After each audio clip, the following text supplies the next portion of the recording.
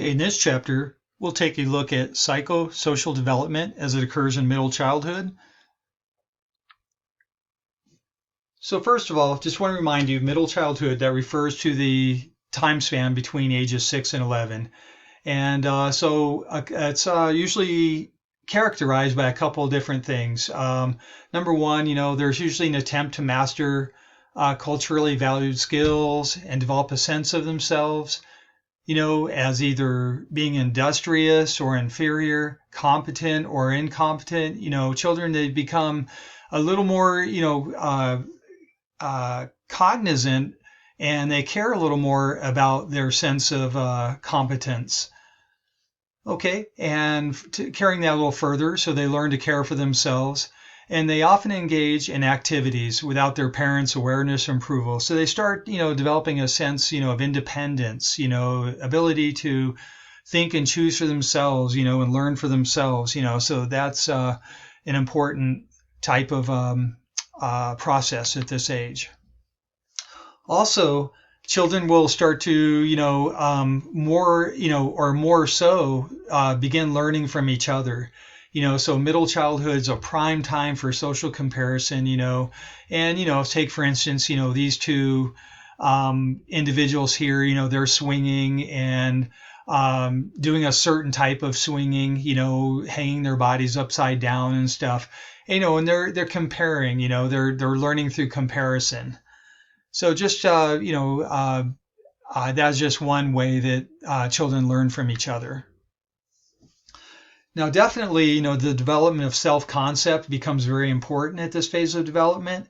And, self-concept refers, I put a few notes here, ideas about their self that include their intelligence, their personality, their abilities, their gender, ethnic background, becomes a little more specific and logical, and becomes a little less optimistic, as influences from their peers and society are, incorporated, as they become a little more aware of what's going on in their environment, with their peers and other people and stuff, So social comparison, and I just wanted to, this is an important term right here, social comparison. That just means, comparing one's attributes to those of other people. So that's, I put a few notes here, it helps children, value themselves and abandon the imaginary rosy self-evaluation of preschoolers. So definitely between 6 and 11, self-criticism and self-consciousness, those start to rise, become a little more apparent. And they also start to develop a sense, a little more of materialism at that age. So another researcher that you're well familiar with at this point, is Erickson. And, he proposed the idea that, at this age, that definitely industry versus inferiority, is very important, at this stage of psychological development. So basically, all that means is the ability to feel either productive, and if one doesn't feel productive, that one cannot, meet the needs of a certain type of activity or goals or something, then, they may feel a little incompetent. So that's important to know from this here. And last but not least, a certain type of growth mindset develops. And growth mindset refers to the type of mindset where, children start to develop, the ability that, like, hey, I've got this. I want to grow from this. I'm, even though they may not be consciously saying I want to grow from this, but their attitude and their behavior and everything totally facilitates that growth. So they develop a growth mindset. All right. I just want to introduce you to a certain word right here, specific word called resilience. And all that refers to is the ability, the capacity to adapt to adversity and overcome serious stress. So, being able, being kind of flexible, the ability to bounce back from stress or adversity. That's what resilience is.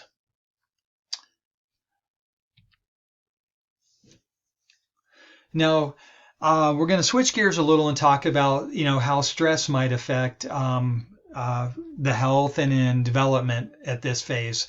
And so accumulated stress, over time, even minor ones, is more devastating. They are more devastating than just isolated major stress. So just, basic daily stresses or accumulated stress over a long period of time, those can actually have a more detrimental effect than just, one stressful event specifically. So repeated stress, that makes resilience, a little more difficult. It can be a little more devastating. That's what we talked about a little bit earlier. And, things, like frequent moving, changes in caregivers, disruption of schooling, can be considered cumulative or accumulated stress. Now, coping, mechanisms or measures, in dealing with stress, so definitely developing healthy coping mechanisms usually is learned by through one's parents. That's important to know from this right here. And definitely, there are some other factors, like friends, certain activities and skills, maybe involvement in sports, music, dance, etc., skills, after school activities, involvement in community, etc. So those are some things that definitely help individuals cope with stress. So I just put this as an important thing, don't forget, please remember, and here's a few things here, about families and children, so, definitely, children raised in the same household, by the same parents, they might not necessarily share the same home environment. So that means, that basically, I don't know if any of you have experienced this, but you may have brothers or sisters. And as you got older, you talked about your experience at home, your family life. And your brother or sister may have said, "Oh, I didn't feel that way at all. I don't remember that being the case at all. I had a totally different experience." Well, that's what this refers to.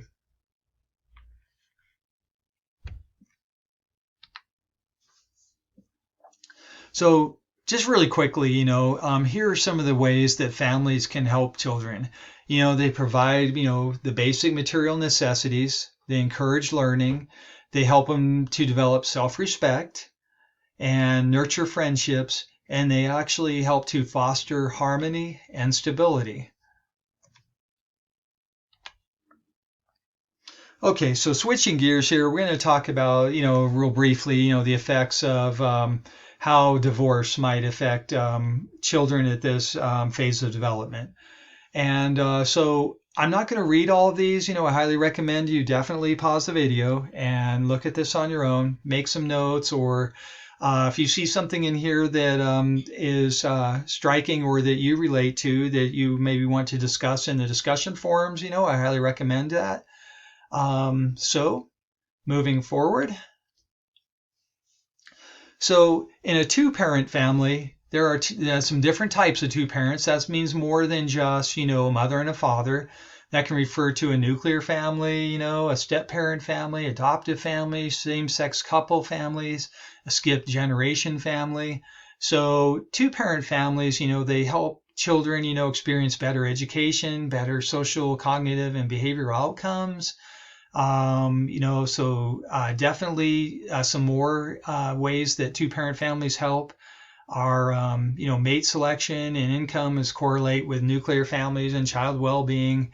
And shared parents, they have a decreased risk of abuse and neglect. So just some things to keep in mind. Remember, these are broad generalizations, though. Now, culture and family structure too. That is important to the development of children in this phase of development. So cultural context always matters, and it varies in support. And so, it's talking about, definitely in the United States, some things to think about. Remember, these are broad generalizations, of course. And a couple other things here, ethic norms, those create differences in the way kids grow up, the way, and definitely, single parenthood is differentially accepted and supported. So that just means, in different cultures, single parenthood is either accepted or rejected or and everywhere along a certain spectrum. So just broad generalizations to remind you. So here's a little bit of scholastic insight, for this, so please feel free to pause this video. I'm not going to read through this. This is just some basic stuff that I just wanted to make you aware of. Okay. And then when it comes to, family trouble, so there's two factors that are generally known to increase the likelihood of dysfunction in every family structure. It's, ethnic group and even in a nation. And that is something that you've heard quite a bit: wealth or poverty, socioeconomic status. That is an important factor right there in family trouble. And then second is high conflict. So, that means, definitely, fighting within the family, or even physical type conflict, things of that nature. So right here, just kind of reiterate a little bit of, the effect of wealth and poverty, and how that is correlated with family stress. So just feel free to pause and read this on your own. I've kind of covered quite a bit of this, so a lot of this will seem familiar to you. Okay, so moving on, a conflict, that's, definitely, harms children, especially when the adults, are fighting in the house, if there's types of, abuse or physical conflict, that's definitely harmful to children. And last but not least, just want to point out, that, all genes, they have some effect. Conflict itself was the main influence on a child's well-being. So that is probably one of the most important things within a familial type setting. Now, friendships, on the other hand, changing subjects here, but so definitely, at this age, this phase of development, school age children, they start to value their personal friendship more than just simple peer acceptance. They actually want a stronger connection with, with a certain amount of friends. Friendship leads to psychological growth, and just want to point out, that a couple gender differences right here. What do you think about this? Is that true? What do you think? That might be worth discussing in our discussion forums. Now, what about popular and unpopular children, especially here in the United States? So they were talking, here's some differences. So popular children in the U.S., might be, kind, trustworthy, cooperative, athletic, cool, dominant, arrogant, aggressive, etc., etc. Whereas unpopular children in the United States, they tend to be a little more, they may be neglected, they may be aggressive, rejected, or withdrawn, rejected. So what do you feel about that? Do you have any experience in that, or do you know someone who's experienced this? Once again, this may be, a good discussion topic in your forum. So we'll take a look at bullying. And so basically bullying just refers to repeated systemic efforts to inflict harm through physical, verbal, or social attack on a weaker person. And so this is a bully victim, someone who attacks others and who's attacked as well. And, also called a provocative victim because he or she does things that elicit bullying, such as stealing a bully's pencil, So that's basically, just, turning it around, start to bully a bully. That's called a bully victim.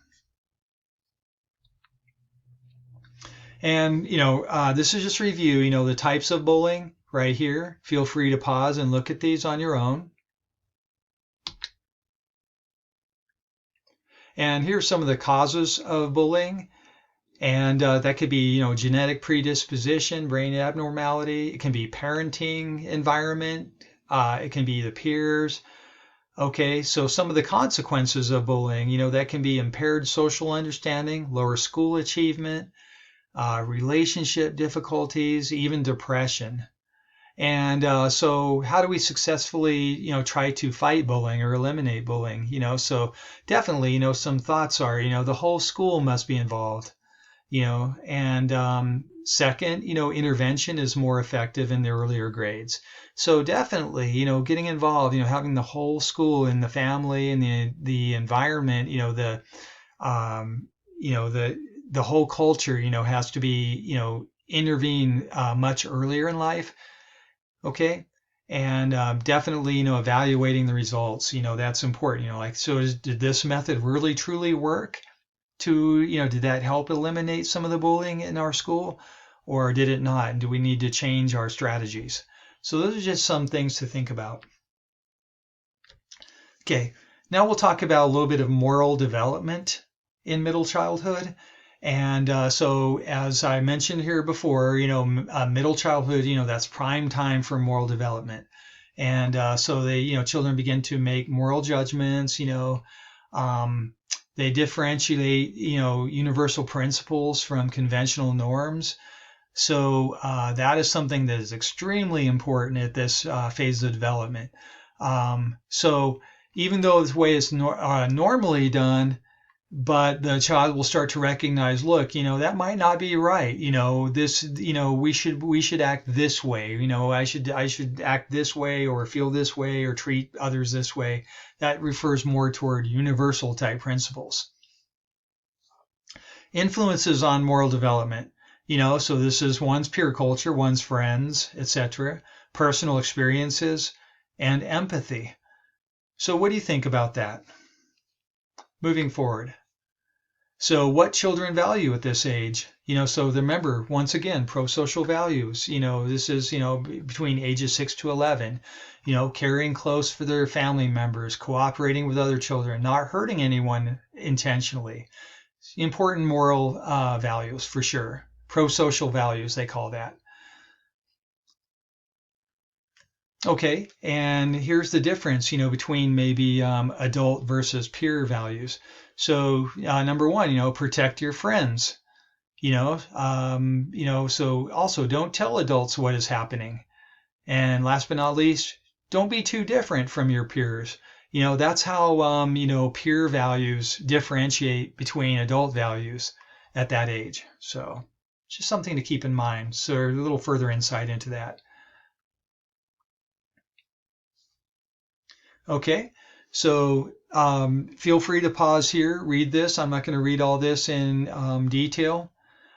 This is just for a little bit of your further insight and just to think a little bit more about this. And this concludes our discussion about middle childhood. This is the third and final chapter on this phase of development. Once again, get your study guide, answer the questions, and then participate in the discussion forums. And good work, and I will see you on the next phase of development.